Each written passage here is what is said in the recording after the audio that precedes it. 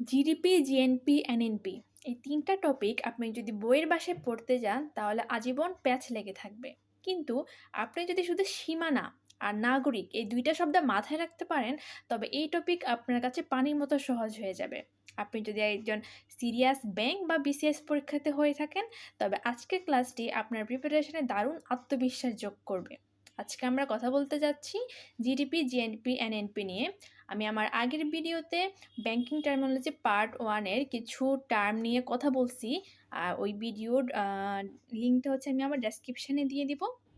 আর ভিডিওটি শুরু করার আগে যারা আমার চ্যানেলে নতুন, যদি ভিডিওটি ভালো লেগে থাকে সাবস্ক্রাইব করে দিতে পারেন, তাহলে আমরা ভিডিওটি শুরু করি। জিডিপি ফুল ফর্ম কি? গ্রস ডোমেস্টিক প্রোডাক্ট, যার বাংলা অর্থ হচ্ছে মোট দেশজ উৎপাদন। তো এটার ক্ষেত্রে আপনি কি মনে রাখবেন, কোন কিওয়ার্ডটা মনে রাখবেন? ওটা হচ্ছে ভৌগোলিক। কেন ভৌগোলিকটা মনে রাখবো? কারণ জিডিপি আমরা ক্যালকুলেট করি কিভাবে।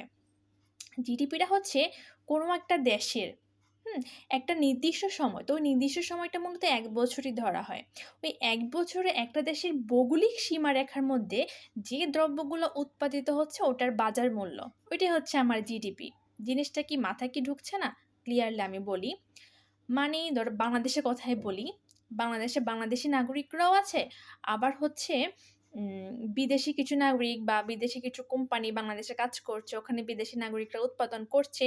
তো সব মিলিয়ে মানে দেশীয় নাগরিকরা দেশে যেটা উৎপাদন করতেছে আর বিদেশি নাগরিকরা আমাদের দেশে যেটা উৎপাদন করেছে, ওই ২টা যোগ করে আমরা যেটা পাবো ওইটা হচ্ছে আমার জিডিপি। এখানে আরেকটা জিনিস মাথায় রাখতে হবে, বাংলাদেশে অনেক নাগরিক কিন্তু বিদেশে থাকতেছে, যেমন ইউএসএ আছে বা সৌদি আরবে আছে, বিভিন্ন কান্ট্রিতে আছে।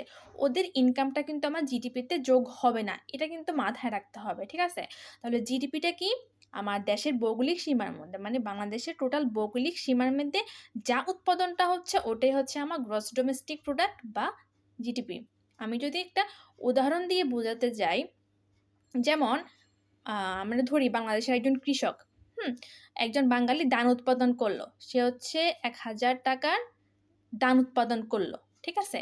তারপর বিদেশি একজন নাগরিক, সে একটা সফটওয়্যার তৈরি করলো যার দাম হচ্ছে ৫০০ টাকা। ওকে, তাহলে আমার জিডিপি কত হবে? তাহলে আমার জিডিপি হবে ১,০০০ প্লাস ৫০০, কত হবে? ১৫০০।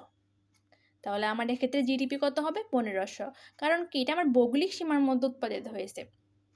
১,০০০ টাকা হচ্ছে দেশীয় উৎপাদন আর বিদেশে একজন নাগরিক ৫০০ টাকা উৎপাদন করলো। তাহলে এটা হচ্ছে কি? ওটা হচ্ছে আমার জিডিপি। তো বুঝতে পারছো তাহলে? এবার আমরা কথা বলি জিএনপি নিয়ে।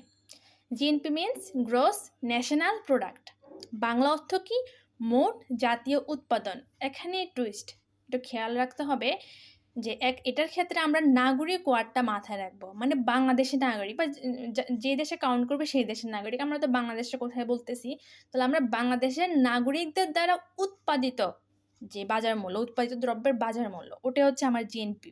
সহজ করে বলি, যেমন বাংলাদেশি নাগরিকরা বাংলাদেশে যেটা উৎপাদন করতেছে ওটা, আবার বাংলাদেশি নাগরিকরা বিদেশে যেটা উৎপাদন করতেছে ওটা, তার মানে সহজ কথা হচ্ছে রেমিটেন্স যেটা পাঠাচ্ছে ওটা আমাদের সাথে অ্যাড হচ্ছে, ওই ২টা মিলে হচ্ছে আমার জিএনপি। এখানে কিন্তু আমার বিদেশি নাগরিকরা দেশে যেটা উৎপাদন করতেছে ওটা কিন্তু এখানে অ্যাড হবে না। তাহলে আমার জিএনপি হচ্ছে আমাদের নাগরিক ওয়ার্ডটা আমি মনে রাখবো। বাংলাদেশি নাগরিকরা যেটা দেশে বিদেশে যেখানেই হোক যেটা উৎপাদন করতেছে ওইটার বাজার মূল্যটা হচ্ছে আমার জিএনপি।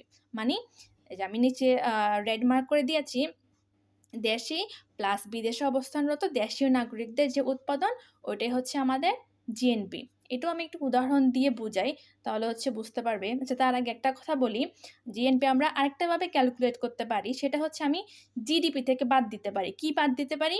জিডিপি থেকে বাদ দিব হচ্ছে আমি বিদেশি নাগরিকদের যে আয়, মানে জিডিপির সময় আমরা যেটা কাউন্ট করছিলাম যে দেশে অবস্থানরত বিদেশি নাগরিকের যে আয়টা আমি অ্যাড করছিলাম ওটা আবার এখান থেকে বাদ দিব। এটা বাদ দিব আর আরেকটা জিনিস অ্যাড করতে হবে, আমাদের বিদেশে যে আমাদের দেশীয় যে লোকজন আছে মানে রেমিটেন্স যেটা পাঠাচ্ছে ওটা অ্যাড করতে হবে, তাহলে হচ্ছে আমরা জিএনপিটা পেয়ে যাব, ঠিক আছে?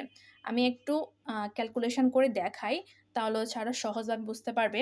একটু আমি যেটা বলছিলাম যে একজন বাঙালি হচ্ছে ১,০০০ টাকার ধান উৎপাদন করছিল, আর হচ্ছে একজন সফটওয়্যার ইঞ্জিনিয়ার বা সফটওয়্যার ইঞ্জিনিয়ার সরি একজন বিদেশি একজন লোক বাংলাদেশে একটা সফটওয়্যার তৈরি করলো, যেটার দাম হচ্ছে 500।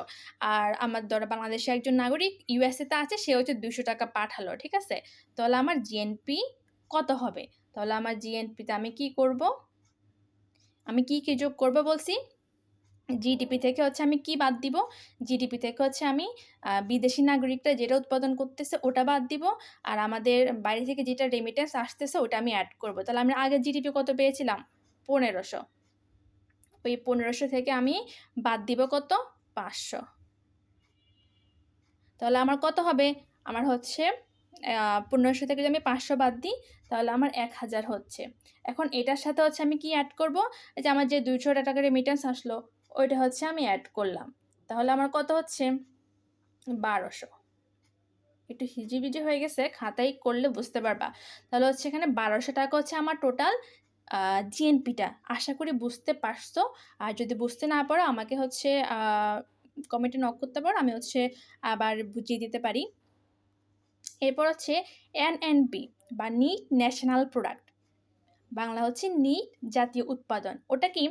ধরো একটা প্রোডাক্ট যখন তৈরি করা হয়, বা এক বছর পরে তো হচ্ছে আমার নিট ন্যাশনাল প্রোডাক্টটা কাউন্ট করা হয়। তো একটা প্রোডাক্ট উৎপাদনকালীন কিছু যন্ত্রপাতি ক্ষয় হয়, সময় অপচয় হয়, শক্তি অপচয় হয়। ওই ক্ষয়জনিত ক্ষয়ক্ষতি যদি আমি বাদ দিই, কোত্থেকে বাদ দিব? জিএনপি থেকে বাদ দিব। তাহলে হচ্ছে আমি আমার এনএনপিটা পাবো। ওকে, মানে আমার এনএনপিটা হচ্ছে আমি জিএনপি থেকে আমার ডিপ্রিসিয়েশন বা অবচয়, মানে আমার যা যা ক্ষয়ক্ষতি হয়েছে ওই বাবদ ওই ক্ষয়ক্ষতিগুলো যদি আমি বাদ দিই আমার জিএনপি থেকে, মানে গ্রস ন্যাশনাল প্রোডাক্ট থেকে, তাহলে হচ্ছে আমি নিট ন্যাশনাল প্রোডাক্টটা পাচ্ছি। এটাও একটু ক্যালকুলেশন করে দেখা দিতে পারি। আগে আমরা হচ্ছে জিএনপি কত পেয়েছিলাম মনে আছে? জিএনপি পেয়েছিলাম আমরা হচ্ছে জিএনপি পেয়েছিলাম হচ্ছে 1200 টাকা। ওকে, এখন ধরলাম আমাদের ক্ষয়ক্ষতিজনিত ব্যয় হয়েছে কত? আমার 100 টাকা। ওখানে আমার ক্ষতি হলো, মানে কোনো একটা প্রোডাক্ট নষ্ট হয়ে গেছে বা আমার শক্তি অপচয় হয়েছে, সব কিছু মিলে আমরা 100 টাকা ধরলাম। এটা হচ্ছে আমার ডিপ্রিসিয়েশন বা অবচয়টা, আর এটা হচ্ছে আমার জিএনপিটা। তাহলে এখন আমার এনএনপিটা কত হবে? এনএনপিটা হচ্ছে আমার 1200 থেকে 100টা আমি বাদ দিব, তাহলে কত হয়? 1100। তাহলে আমার এই 1100 হচ্ছে আমার নিট ন্যাশনাল প্রোডাক্ট। আশা করি আমি বোঝাতে পেরেছি। আচ্ছা, এখানে একটা কোশ্চেন দেখি প্রিভিয়াস ইয়ারে আসা, এটা পূবালী ব্যাংকে আসছে। Which economic indicator measures the total value of goods and service produce within a country's border, হ্যাঁ, and is often used to assess the overall economic health of a nation? কী বললো? কোন ইকোনমিক ইন্ডিকেটরটা মেজার করে একটা কান্ট্রির বর্ডারের মধ্যে, হ্যাঁ, টোটাল গুডস এবং সার্ভিস প্রডিউস হয়েছে? তাহলে আমরা বর্ডার মানে সীমানা দিয়ে আমরা কোনটা জানি? আর কিছু আমাদের মাথায় আনার দরকার নেই। সীমানা থাকলে কি? ওটা হচ্ছে আমার জিডিপি হবে। তাহলে আনসার কি হবে? জিডিপি। আশা করি তোমরা বুঝতে পেরেছ। আর থ্যাংক ইউ।